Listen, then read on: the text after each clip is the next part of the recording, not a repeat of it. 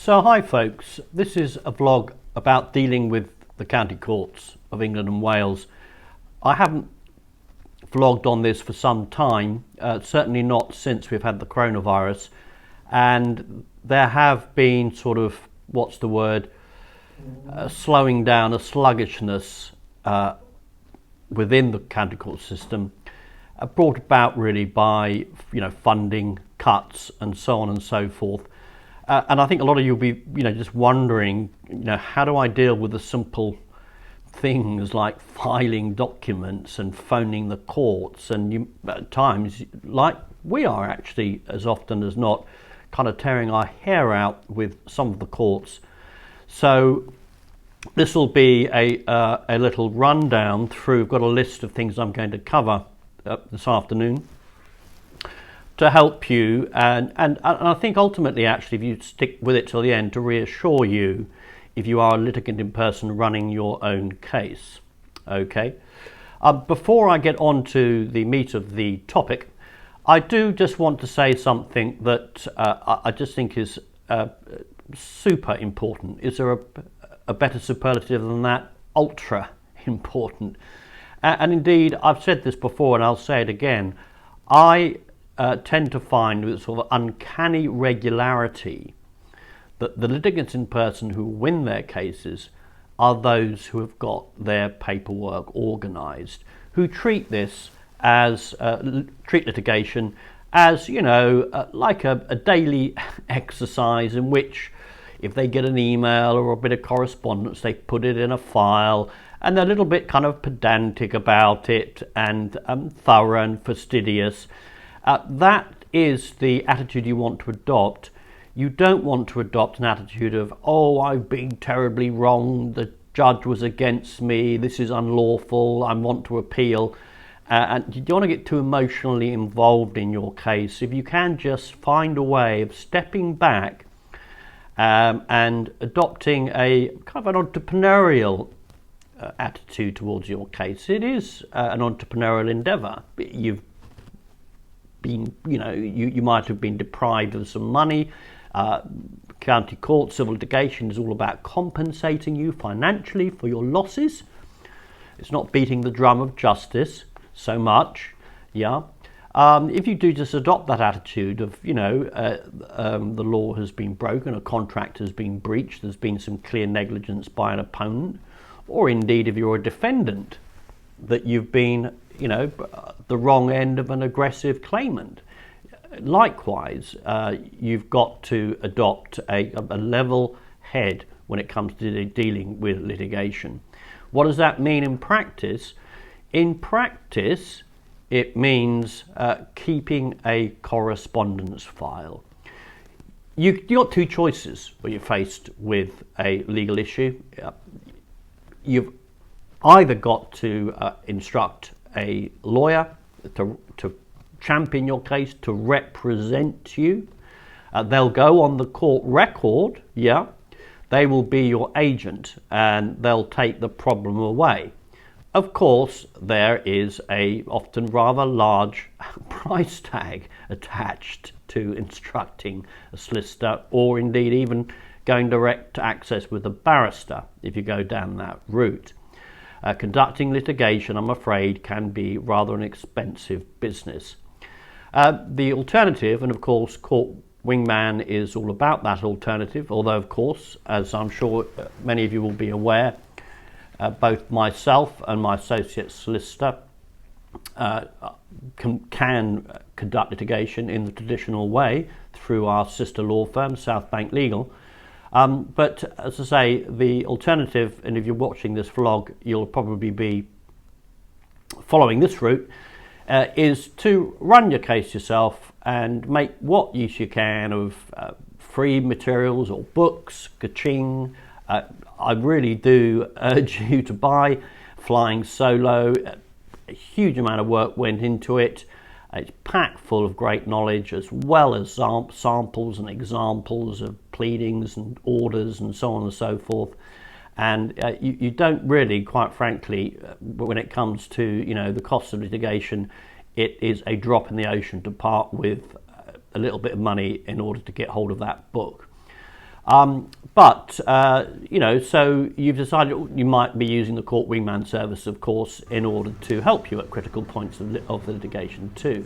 But critically, court wingman and any other services out there that's doing a similar thing is an advisory only service. We're wingmen. We're the control tower, we're a navigator, if you like, but you have got the hands on the controls. Responsibility, ownership rests with you, my friends.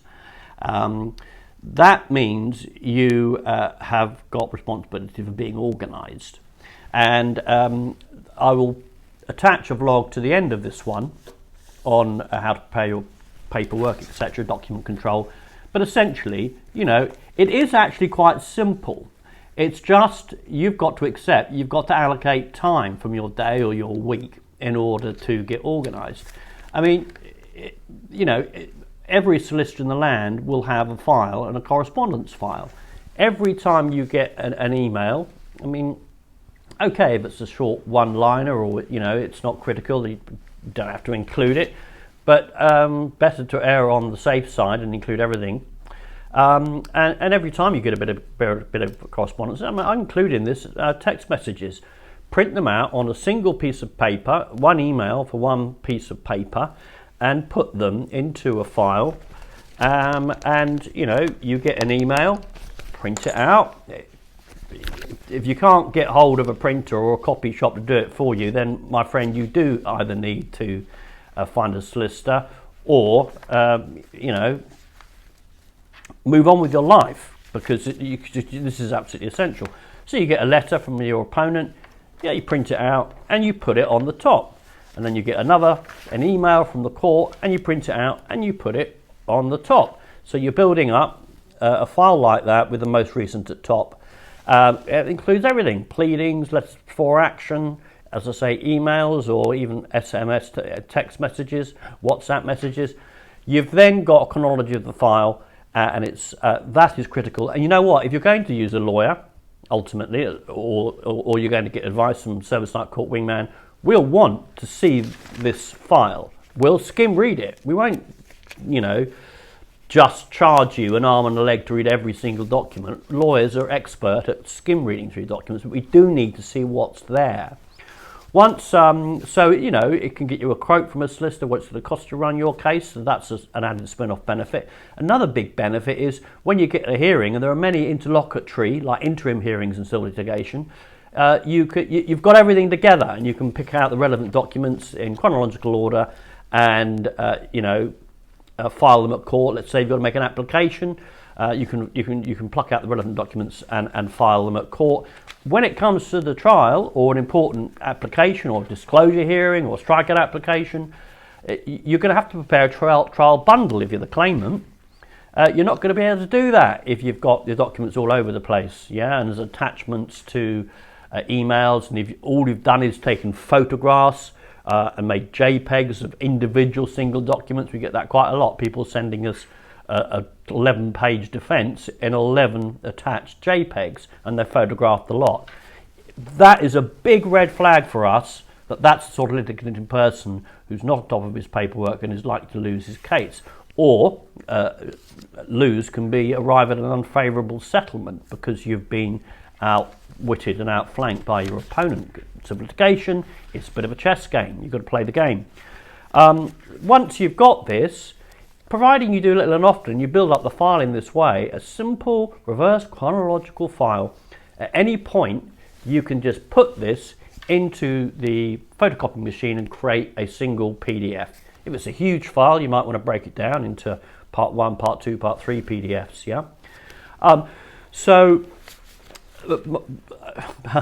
I'll get off my soapbox about document control, but just to reiterate, when you are a litigant person, you have got to take responsibility of correspondence and create a correspondence file that can be electronically collated as well into a PDF. I'll go through the various points. I will come up with a positive conclusion actually for litigants in person. I think you are in some ways at an advantage. Now, first things first, the courts. Getting hold of the courts, getting in touch with the courts. Some of the courts, and unfortunately there's not a blanket answer to this question, different courts do things in different ways. First thing is that, when you issue a claim, it goes to the central sorting office in Northampton. You'll probably invariably issue electronically if you're a claimant, and if you're a defendant at the very initial stages, through money claims online, through their Northampton sorting office. It only then, usually after the pleading stages is completed and you've reached directions questionnaire, does it get farmed out to the individual court in your locality. Yeah, and then that's a different situation. You've got a lot of the courts, and not all, have got subscribed to a central phone system, whereby you cannot get through to the court. Yeah, so once it is being through money claims online, you'll have to wait for a directions questionnaire to be sent out after the pleading stages can be completed. It'll be allocated to a local court, and you'll then be corresponding with a local court. Well, as I say, that court may put you through a big bank. You can never get hold of your bank these days, can you? You can't get hold of individual courts very easily these days either. So that may mean you can't actually get through to the court, and all they'll do is send a message to the court. Yeah. Still, you can use the good old-fashioned jelly bone, and I do recommend it, although you will need patience.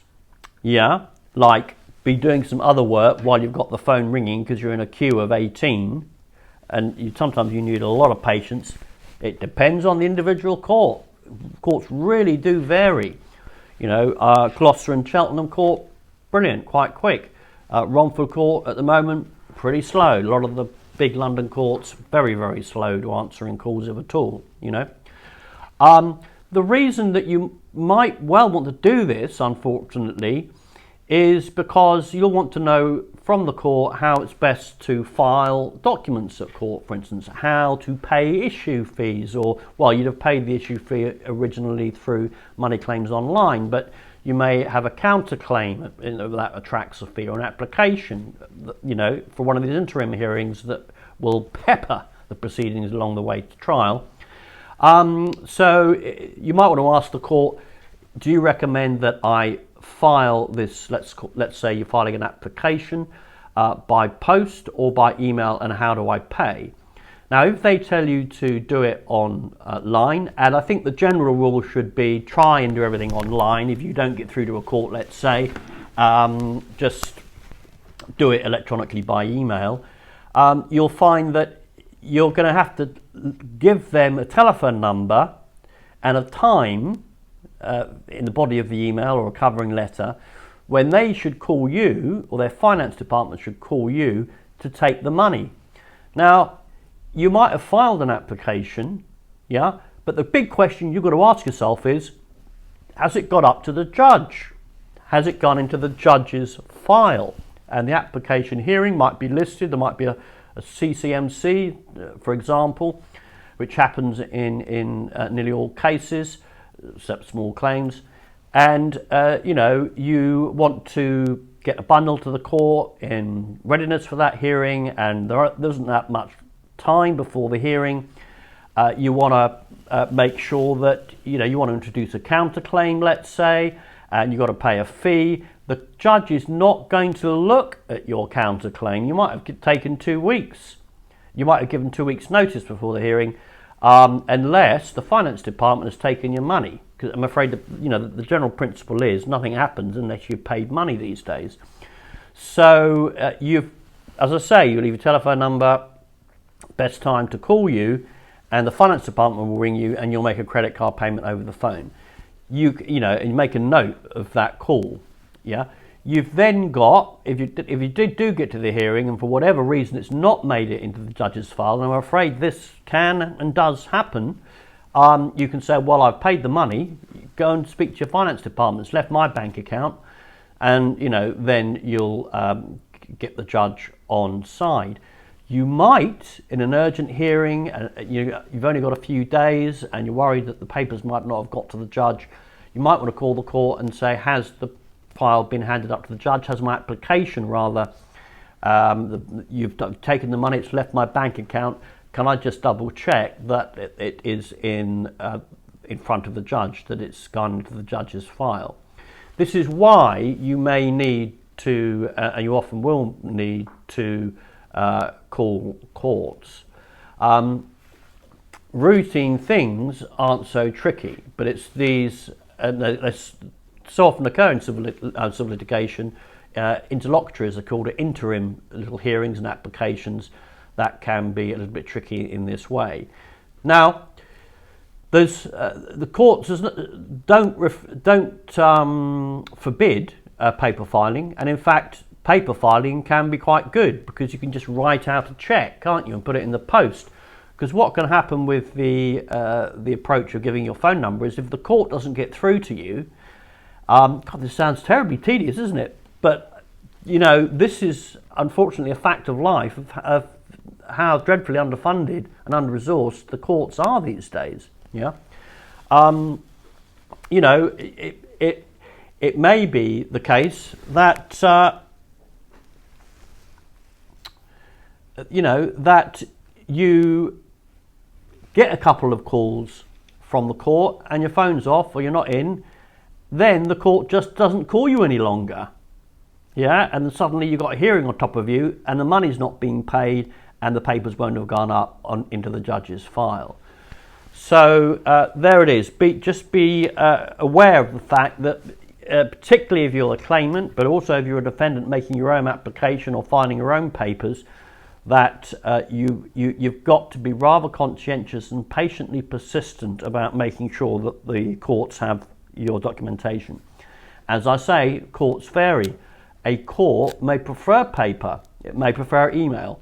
Look at the footer. Often when you're corresponding with the courts, you'll get a big footer at the bottom of the email, or you'll get a court order, which on the back will tell you exactly what you've got to do. You've got to read this small print, and because different courts vary, it may give you certain timelines, it may give you email filing or not.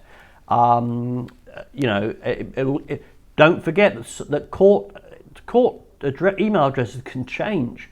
Be careful that you've not filed whatever it is to an old email address for the court. Yeah, so it can seem a little bit of a minefield.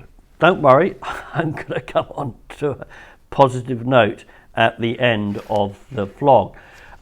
The other thing is, if you've got a court hearing around the corner, a few days or even perhaps 2 weeks away, that's not long. 5 working days, bank holiday. Be careful about these timelines. You might want to put urgent. Well, you certainly will want to put urgent on the letter or the email. Put it in the subject box of the email. Urgent for hearing on the 18th of November. Claim number, don't forget, always need a claim number in that subject box. Disclosure application, yeah. Please find attached my papers for application for disclosure of the claimant who's not disclosed important information. I believe the court that money has been taken by the court's finance department. I trust that these papers will be put in front of the judge in time for the hearing. This sort of a thing. Now, there are certain megabytage requirements. 50 megabytes traditionally, but again, check the footer or court order, or if you have to, get on the blower to the court to find out what the limits are. But sometimes the court won't print out a PDF, always PDF please, if it is more than 50 megabytes, and you may end up having to go the old snail mail postal approach. You may want to be belt and braces and do it recorded delivery, so you've got a receipt to show that it was actually delivered at court. Now, we are finding increasingly courts are happy, I'm not sure if that's the right word, certainly many courts are willing to use WeTransfer. I think it's called WeTransfer. I often think it's called wet transfer, WeTransfer. And that is quite an easy system to use. And it's a portal, if you like, by means of which, just Google it, but it's really quite straightforward. You upload to this portal in the clouds a large megabyteage documentation, and you let the court know that's what you've done, and you send them the link, and then they can download it and print it off their end. Right. Just generally speaking, a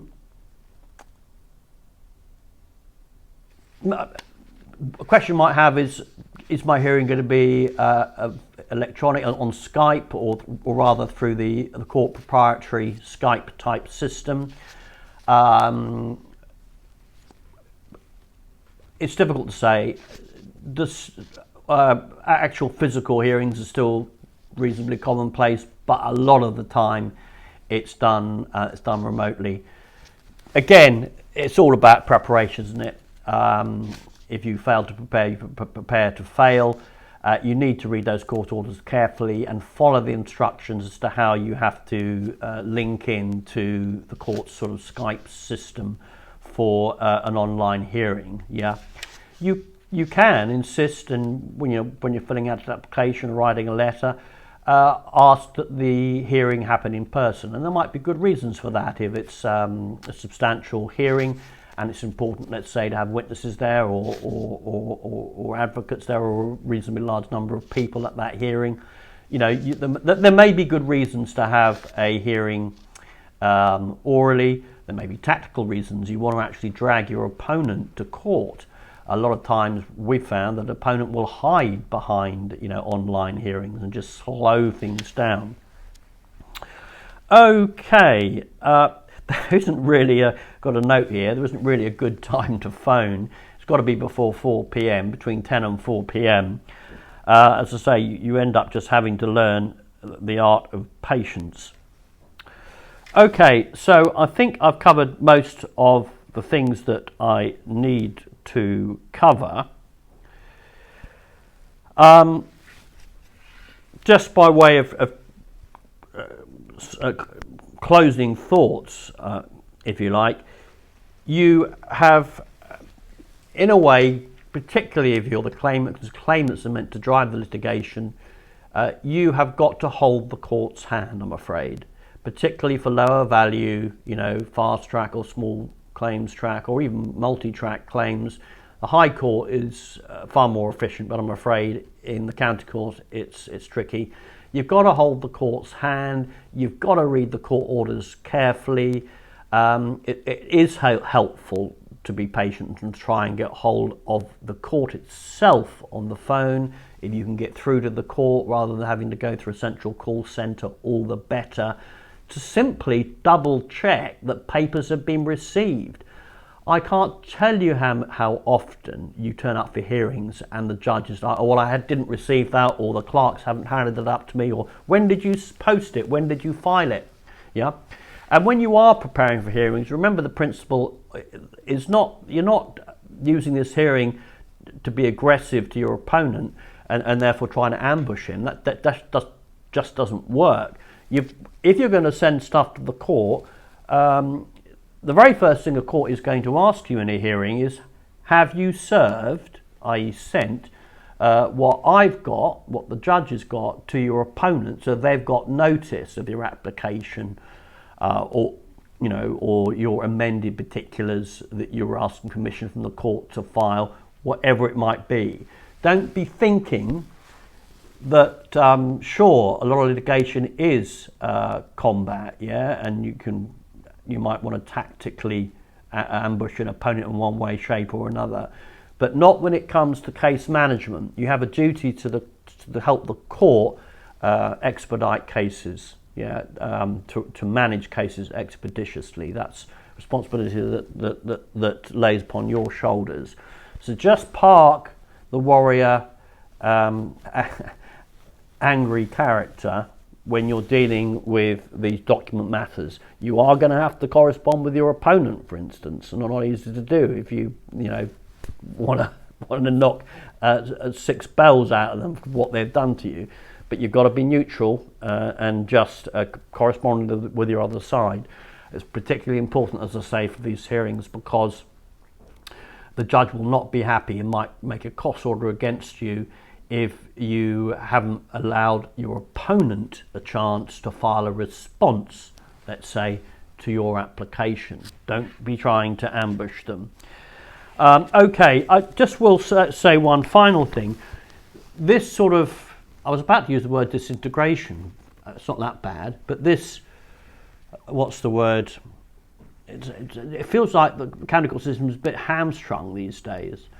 And in fact, I think long term we're going in the direction where you'll have to pay to go private. I can see a system where you know, like public health, you might have to pay for a private judge, which will be far more efficient, but will cost you more money in order to get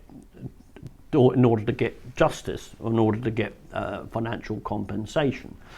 Which is the most common form of compensation. Obviously, the courts make all sorts of orders and judgments, but I think it's not a bad yardstick to have when you're approaching civil litigation, that courts will be trying to put a pounds, shillings and pence figure on your claim or on your defence or your counterclaim. But the reassuring note that I promised you is because the courts are in a bit of a pickle, and because you're a litigant in person, you'll often find the judge will forgive you 9 times out of 10, will turn a blind eye to breaches of court orders, to deadlines and so on and so forth. You know, failing to file your defence on time, or failing to comply with a court order on time. I shouldn't say this, should I? Because you look at the civil procedure rules, and that's what the rules say, and it says that if you fail to comply with a court order, a judge, or your opponent could make a song and dance of it, and you could have sanctions imposed upon you. The truth is, if you're not a lawyer, because if you are a lawyer, the court will come down hard on you. And this is an advantage of representing yourself, is that the courts will cut you a lot of slack, I'm afraid. We have a case at the moment, a heavy duty kind of trust wills property case, in which our opponent is a litigant in person, and she's ignoring deadlines. She's ignoring deadlines for the exchange of witness statements and disclosure, really critical deadlines. And the most that we've been able to do is make an application to court to impose an unless order on her, i.e. unless she files her witness statement by such and such a date, the court will strike out her defence, or rather will, in that case, will give us, default judgment, or we'll be allowed to apply for summary judgment or whatever. So now you would have thought as fundamental a breach as not filing a witness statement would sink an opponent's case. Afraid not. And all a court is likely to do is just give them a slap on their wrists. And I doubt we'll even get a costs order against her. We might do. We'll apply for one. We'll fight for one, because costs orders can be quite powerful. Because she'll come up with some excuse about having medical reasons or having not received documents. And because the court is in a bit of a pickle, it might not be able to, judges, I'm afraid, don't always have a big pair of balls, if you'll excuse the expression, and will not want to punish an opponent because they won't know for sure that that opponent has been negligent in the management of the case and there isn't some excuse. So they'll kind of like just fudge the issue and not make a cost order against your opponent, which can be really annoying if you've had to pay, as we have done, to make an application to grant an unless order against a defendant in this case that I mentioned. By the same token, I'm not saying that we won't bring her to heel. We probably will, because the judge will have repeated infringements, and then she'll suddenly discover she's on the wrong end of a whacking great cost order, But what I'm saying is, for you, if you're a litigant in person, don't be too paranoid about minor breaches of rules. I'm not allowed to say that, of course. I'm an officer of the court, etc. But that's a simple fact of life. And even though the law actually says that the judges, there's a recent judgment on this, the court shouldn't treat litigants in person differently from lawyers. The fact is, you've got a judge. Just think about it from a common sense point of view. You've got loads of cases coming out of his ear holes. He's not got enough staff. He doesn't really know what's going on with the case because it's an interim hearing. It's not the final trial. And in order to make his life easier, the most likely thing he's going to say is, well, okay, there's been an infringement here, slap wrist. You've now got 14 days in order to do X. Yeah. Rarely will he say, particularly if it's a first infringement or perhaps even a second infringement, will he make a costs order against the infringing party. Nevertheless, if you are faced with someone who is breaching court orders and deadlines, make sure you're pressing home the point each time. You might not get a victory first time, you might not get a victory second time, but you might get, $2,500 cost order against your opponent. It might have taken you some time to get there, and that's why litigation is a patience game. But that could be quite powerful because it can kind of turn the tables. Because when an opponent's got to get out a checkbook and write a check for $2,500, even though it's just for an interim hearing and not the main substantial part of the claim or the defence, that is what focuses the mind, isn't it? Just quickly to wrap up, court deadlines. You might be wondering how long it takes with all of this in the county courts. I'll give you some real life examples here. From issue to a CCMC, case management conference, 90 minutes, 4 to 6 months. One case we had that was issued 2018 didn't come to trial until 2022, although there were kind of reasons for that, but then there's often unexpected things happen in the course of civil litigation. Another one, issue 2020, trial July 2022, that was nearly 2.5 years. Another one here, issued May 2020, trial 2022. I asked our associate solicitor here to look at some of the cases she's running to give me a rough idea of how long it takes from issue to get to trial or to case and cost management conference. One final note I forgot to mention, you'll know when a case has been transferred from Money Claims Online to your local court because you'll get a notice of transfer court order from the court. That's the point at which you want to start corresponding and perhaps phoning the individual courts themselves. Okay, that's it for now. That's quite enough on the issue of dealing with the courts. But, it's this kind of preparation and thoroughness that will win, and not some flamboyant advocate when it comes to the trial. It's all done preparation and paperwork. Here's that video on document control, a very important video, and I urge that you watch it and take it very seriously. If you're thinking of approaching us at Court Wingman for help and advice, we will be headmasterly when it comes to making sure, in your interests, you see, getting you organised to ensure that you successfully fight your case all the way to a satisfactory conclusion. Bye for now.